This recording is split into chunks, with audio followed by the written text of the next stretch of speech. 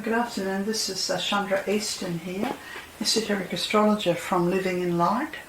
I wanted to talk to you today about the sun's movement through Aquarius. I have done a brief chat about this, about the sun through the first week, and I'm just going to continue on, starting from the 27th of January. I'm from starastrologyhealing.com. And the reason why I want to talk to you about these early weeks of 2022 is because we're living in such momentous times. Esoterically, if you look at the chart here, the first thing that my eye is drawn to is Mercury sitting in a voidicourse position in Capricorn. It's up there in the 9th house and it's seated at number 2852 degrees Capricorn, and it continues to be retrograde. So we refer to this as a cliff-hanging planet, a planet that's could go either way. You know, if you're standing on the edge of a cliff, you do have to be very careful. And I think societies all around the Western world, and indeed all around the world, have to be very careful how they handle power. This is particularly a statement to the governments, and we know this because there are 4 planets in Capricorn, and it's also all the corporations around the world. When Mercury is in Capricorn, we must look at how we are using power, and also look at how we're using our voice and our speech in a way that's harmless but truthful.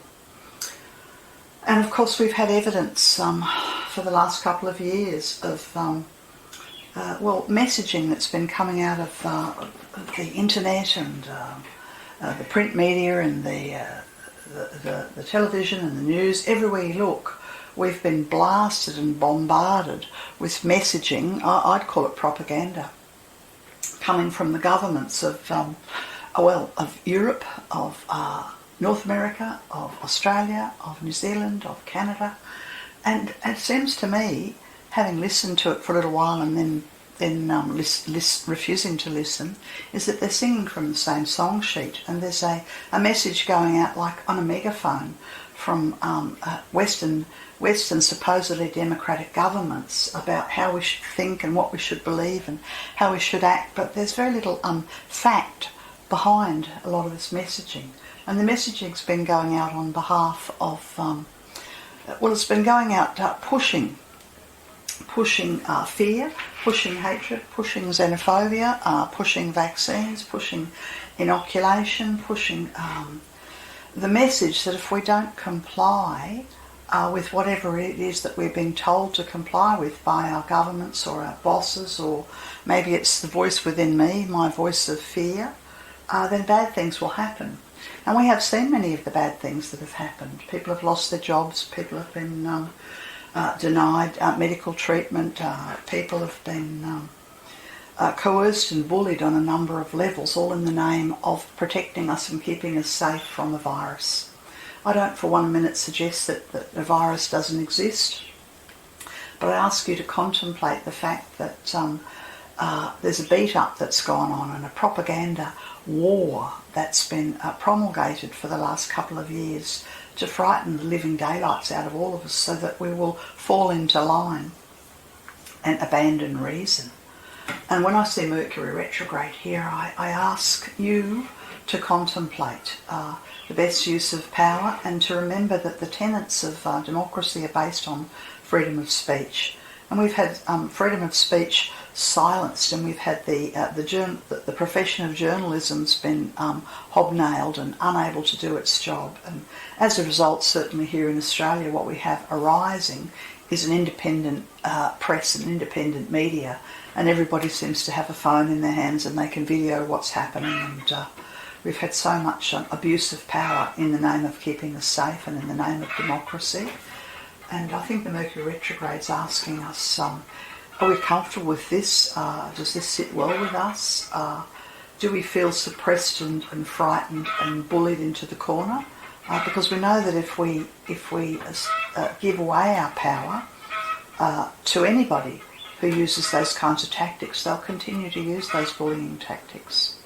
Venus is also retrograde, and I'm hoping that principles associated with what we value, valuing each other rather than being separated and isolated and secluded from each other. This is basic human nature and basic human conditioning that we need to be open, have an open arms policy to each other rather than a suppression and a control and a distancing and locking us all away in our homes or away from our workplaces, away from our families, or indeed away from visiting other countries or in fact returning to our place of birth. Yes, so I think that Venus and Mercury, both retrograde, are asking us to contemplate what we value and also what we value in terms of resources. This is because of the beautiful trine from Venus in Capricorn down to Uranus in Taurus. The resources of the earth, our ability to house ourselves, feed ourselves, nature's abundance. Do we value this, or are we going to continue to exploit it for money and for power and for control? We have many corporations around the world who are effectively the puppets behind the governments, I would say, and they've been running tyranny. They've been running financial tyranny, and they've been running tyranny via the Internet of Things that's been promulgated and rolled out. They're running medical tyranny, and Western governments, I believe, are complicit and have fallen into line with this because they realise that the system that's been built that was democracy is crumbling, and I think that there's an attempt to move us towards a technocracy, a world that's got us all locked in with our devices, and previously it was 2G and then 3G and 4G and 5G, and now we have the Internet of Things, and there's a merging, a terrifying merging between the technological world and our bodies. Technological merging, and we've seen this in the track and trace. Let everybody be tracked, let everybody be traced, let's know where you are at all times, to be controlled through whether or not we've been inoculated. And this is, to my way of thinking, extremely Machiavellian, and I must speak out about it. The 4 planets in Capricorn are ruled by the planet Saturn, and Saturn's sitting in Aquarius. Now, so when Saturn sits in Aquarius, and I think there's a sort of 4 or 5 degrees square, 4 degrees square here in this the middle stages of the Sun's movement through Aquarius. That's the 2nd and 3rd weeks, and Saturn's sitting in the cross quarters. So I'll talk to you a little bit about the cross quarters. The cross quarters are the 15th degree of the any sign of the zodiac. So what we have at the moment is Saturn and Uranus operating through the cross quarters of the fixed cross. Yes, and this is the sign of Aquarius and the sign of Taurus. Uranus is not there in the cross quarters yet, but Saturn is. And we really have to decide, do we go forwards, backwards, left or right? What's the path of the heart? What's the way forward? Where is the courage to operate out of love and to refuse to be siloed and segregated and separated in the name of either the well-being for all, keeping each other safe from a virus? Who and what are we being asked to protect? Are we being asked to protect the technocracy? Are we being asked to protect a medical tyranny? Are we being asked to protect increasingly lawless governments posing as democracy? Certainly here in Australia we have the worst government that we've had in my living memory, where there is a suppression of freedom of speech. There's everything operates on a need-to-know basis. There's no transparency. There's been gross human rights abuse of refugees seeking our support and our succour and our sanctuary, and we've had abuse of the Indigenous people for forever in this country, and now we have abuse of the citizens of the country who either can't come back to the country or are unable to leave their homes, participate in the society, because they will not jump through the hoops of this tyranny that has been perpetuated against us. The Saturn in Aquarius, in its worst case scenario, is the realm of science is being used as a tool to blind, and we've been asked to blindly follow what the God of science tells us. And Well, science requires rigour, and science requires the ability to investigate and object and ask questions and to dig deeper. And the populace of the Western world have been told there's no need to do that. Science doesn't require that. All you have to do is believe. Well, this is a lie, and it's being promulgated and espoused from the highest echelons of government for nefarious ends. Uranus is in Taurus. If we fail to rise up and to reevaluate and think differently about our values, do we value capitalism? Do we value totalitarianism? Do we value communism? Or do we value the earth? Do we value each other? Are we willing to use the resources of the earth wisely, or are we going to use the earth to exploit for our own gain, for power, money, sex, for control? These are big questions for us to ask as the sun continues its movement through into Aquarius. I'm looking now here at this last week of the sun's movement through Aquarius, going from the 10th of February. You'll notice that Mercury and Venus, Mercury looks like a person with a hat on it, standing next to Pluto there, the dictator, and Venus is sitting very close to Mars. Neither of them are retrograde anymore, and so it's all systems go. So we need to continue to raise our voice, because if we are silent, then we whatever standard that we silently allow, we're accepting it, and so we're then giving our voice and our power to those to use against us. And so I'm hoping that here in this early part of February that we've risen up and found our voice. Certainly in Australia, the parents are finding their voices as the government's now insisting that the children are at great threat and risk, and of course this has not been medically proven, and that therefore they need to hand their children over for inoculation. So basically from pregnancy through birth, through primary school, through high school, let's just march them into the system, the Internet of Things. And we've all been sold a lie. We've been told that the Internet of Things and technology was there to give us freedom. Can you see the lie? Can you see the promulgation of this lie that has been going on for the last 20 odd years? And in fact we're being marched towards a social credit system where we're only allowed to have some of the supposed freedoms of democracy if we comply.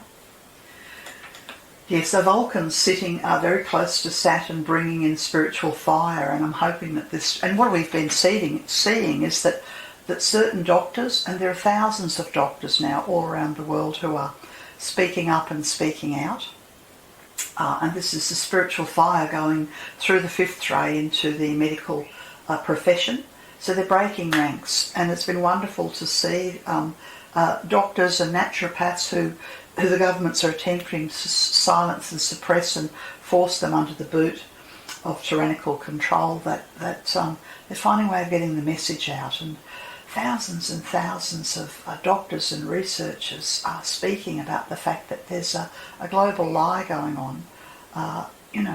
We're being told that the virus is of such dreadful contamination that the only place of safety is inoculation. And we've abandoned reason. We've abandoned sunshine, we've abandoned good food, we've abandoned natural health and healing, we've abandoned hugging each other. And you have a choice. You have a choice to follow your heart and follow what feels right for you. And to respect the choice of anybody and everybody, whatever their choices are for their health, but to refuse to separate, because separation is the underpinning of this lie that's been promulgated, and unity is the solution. And the fiery energy of Vulcan coming down into Aquarius will send spiritual fire into many of these lies and that are posing as the god of science, the false god of science. And we are absolutely in time of great transition known as the Great Change. And science is no longer the god. And holistic, of course, science involves holistic science involves respect for the earth and understanding about climate and awareness of resources and a refusal to operate simply on numbers and facts and rote and to rush lemming-like towards the cliff of inoculation because we've been driven by fear and hate and xenophobia. I'd like to talk about the South Node in Scorpio. The South Node moved into Scorpio during this time of the Sun's entry into Aquarius, and it's moved into the degrees of cruelty.